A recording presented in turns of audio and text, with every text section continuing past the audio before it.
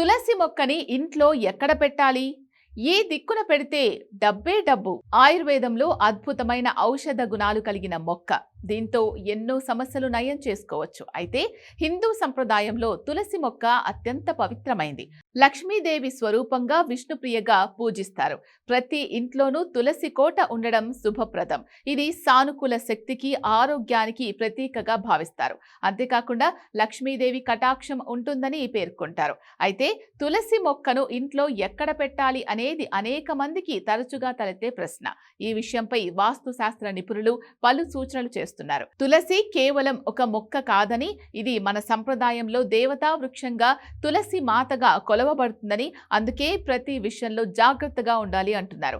పాతకాలపు గ్రామాలలో, సినిమాలలో చూసినట్టుగా తులసి కోట ఇంటి ప్రధాన ద్వారానికి ఎదురుగా ఉండేది.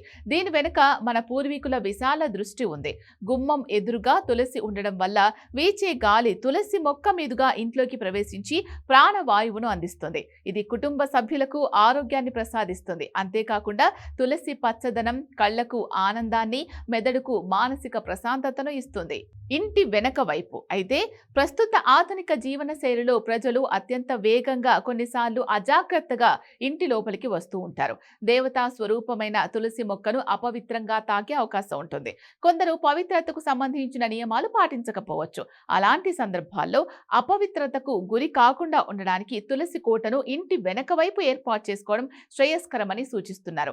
వెనక వైపు అయితే పూజలు చేసే కుటుంబ సభ్యులు మాత్రమే అక్కడికి వెళ్తారని, తులసిని శుభ్రంగా, పవిత్రంగా ఉంచడానికి వీలు కలుగుతుందని పేర్కొంటున్నారు. కాబట్టి తులసి మొక్కను ఎటువైపు ఉంచాలి అనేది మనకు అనుకూలమైన, తులసికి అపవిత్రత కలగని, స్వచ్ఛమైన గాలి ఇంటిలోకి వచ్చే విధంగా ఉండాలి. తులసిని కేవలం అలంకరణ వస్తువుగా కాకుండా భక్తి భావంతో, పవిత్రతతో పూజించడం ముఖ్యం.